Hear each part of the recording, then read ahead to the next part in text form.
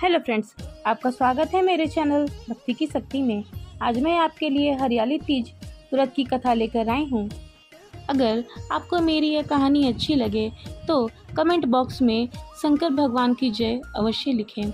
और यदि आप मेरे चैनल पर नए हैं और अभी तक आपने मेरे चैनल को सब्सक्राइब नहीं किया है तो प्लीज़ सब्सक्राइब कर लें और बेल आइकन पर प्रेस कर दें ताकि मेरे नए आने वाली वीडियो की नोटिफिकेशन आपको मिलती रहे।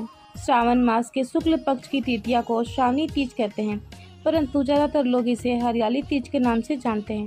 यह त्योहार मुख्य रूप से उत्तर भारत में मनाया जाता है। इस दिन स्त्रियां माता पार्वती और शिव जी की पूजा करती हैं। इस दिन महिलाएं निर्जला व्रत रखती हैं। इस व्रत को करवा चौथ से भी कठिन व्रत माना जाता है।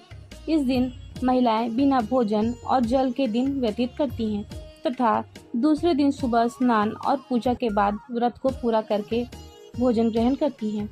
इसी कारण इस दिन जगह जगह पर पेड़ों पर झूले पड़ते हैं।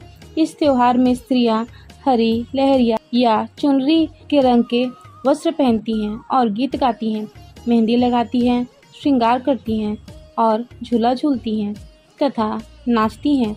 हरियाली तीज के दिन अनेक स्थानों पर मेले लगते हैं और माता पार्वती की सवारी बड़ी धूमधाम से निकलती है। आइए शुरू करते हैं हरियाली तीज व्रत की कथा। एक बार भगवान शिव ने मां पार्वती को उनके पूर्व जन्म का स्मरण कराने के लिए तीज की कथा सुनाई। भगवान शिव ने कहा, हे पार्वती, तुमने हिमालय पर्वत पर मुझे वर के रूप में पाने के लिए घोर तप किया था। अन्न जल त्याग कर पेड़ों के पत्ते खाए, सर्दी गर्मी बरसात में कष्ट सहे। तुम्हारे पिता तुम्हें इस हालत में देखकर बड़े दुखी थे। नारद जी तुम्हारे घर आए और बोले, मैं विष्णु जी के भेजने पर आया हूँ। वे आपकी कन्या से प्रसन्न होकर उनसे विवाह करना चाहते हैं। क्या आप इसके लिए तैयार हैं? तब पर्वतराज ने प्रसन्नता से तुम्हारा विवाह विष्णु जी के साथ करवाने के लिए तैयार हो गए। नारद जी ने यह शुभ समाचार विष्णु जी को सुना दिया, पर जब तुम्हें इस बात का पता चला तो तुम्हें बड़ा दुख हुआ। तुम मुझे मन से अपना पति मान चुकी थी। तुमने अपने मन की बात अपनी सहेलियों को बताई। तब तुम्हारी सहेलियों ने तुम्हें एक घने वन में छुपा दिया, जहाँ तुम्हारे पिता तुम्हारे पास नहीं पहुँच सकते थे। वहाँ तुम तप करने में लगी थी। तुम्हारे लुप्त हो जाने से तुम्हारे पिता चिंतित होकर सोचने लगे कि अगर विष्णु जी बारात लेकर आ गए तो क्या होगा। शिव जी ने आगे पार्वती जी से कहा कि तुम्हारे पिता ने तुम्हारी खोज में धरती पाताल एक कर दिए, पर तुम नहीं मिली। तुम गुफा में रेत का शिवलिंग बनाकर मेरी आराधना में लीन थी। तब मैंने प्रसन्न होकर तुम्हें दर्शन दिए। मैंने तुम्हारी मनोकामना पूरी करने का वचन दिया। तुम्हारे पिता तुम्हें ढूंढते हुए उस गुफा तक पहुंच गए। तब तुमने अपने पिताजी को बताया कि तुमने अपना अधिकांश जीवन शिव जी को पति के रूप में पाने के लिए तप में बिताया है। आज तप सफल रहा। शिव जी ने मेरा वरण कर लिया है।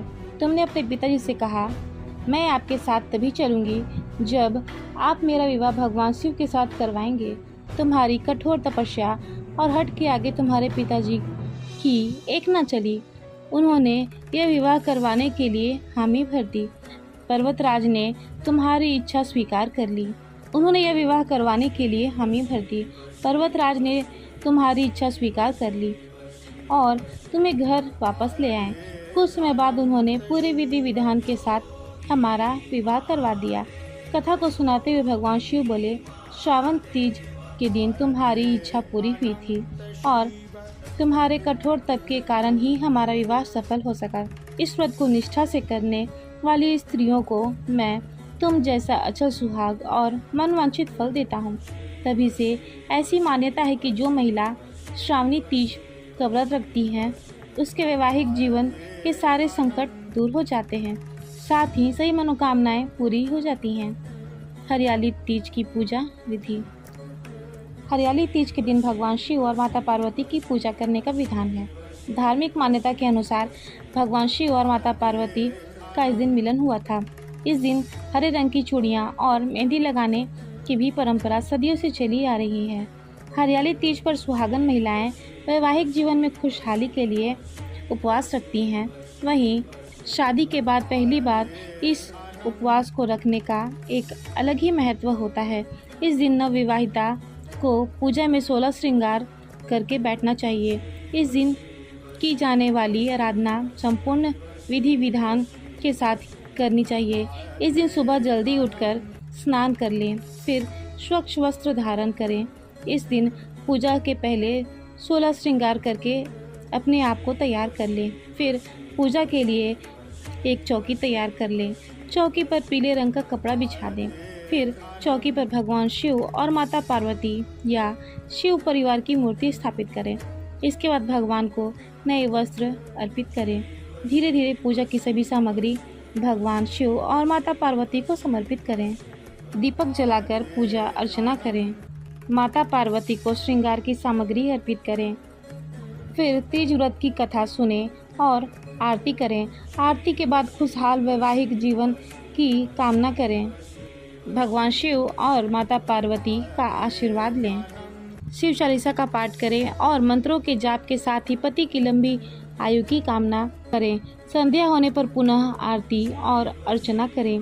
अगले दिन पूजा पाठ संपन्न कर व्रत का पालन करें। हरियाली तीज के दिन उपवास रखना बहुत लाभकारी होता है। अगर व्रत ना रख पाएँ तो केवल सात्विक आहार ग्रहण करें। इस दिन महिलाओं को श्रृंगार जरूर करना चाहिए। साथ ही माँ पार्वती को श्रृंगार की सामग्री जरूर अर्पित करें। किसी सुहागन स्त्री को सुहाग की सामग्री उपहार में दें। इस दिन महिलाओं को काले, सफ़ेद या भूरे रंग के कपड़े नहीं पहनने चाहिए। हरियाली तीज पर प्रदोष काल में ही पूजा करना सबसे उत्तम होता है। हरियाली तीज का महत्व। हरियाली तीज का धार्मिक महत्व विशेष रूप से हिंदू धर्म में है। इससे भगवान शिव और माता पार्वती की मिलन की खुशी में मनाया जाता है। शास्त्रों में वर्णन है कि माता पार्वती ने भगवान शिव को पति के रूप में पाने के लिए कठोर तपस्या की थी। माता के तप से प्रसन्न होकर भगवान शिव ने सावन शुक्ल पक्ष के तीज के दिन ही माता पार्वती को अपनी पत्नी के रूप में स्वीकार किए थे। इसलिए इस दिन को माता पार्वती के पूजन का दिन मानते हैं। महिलाएं अपने पति की लंबी उम्र और सुखी दाम्पत्य जीवन की कामना करती हैं। यह त्यौहार विशेष रूप से अपने घर की सुख समृद्धि के लिए और सुहागन के रूप में अपना पूरा जीवन बिताने के लिए करती हैं। वहीं इस दिन कुंवारी कन्याएं इस व्रत को रखकर शिव जी के जैसे वर की कामना करती हैं। ऐसी मान्यता है कि इस दिन जो सुहागन स्त्रियां 16 श्रृंगार करके भगवान शिव और माता पार्वती की पूजा करती हैं, उनको सुख सौभाग्य की प्राप्ति होती है। ओम नमः शिवाय। जय हो भगवान शिव की, जय हो माता पार्वती की। फिलहाल इस वीडियो में इतना ही।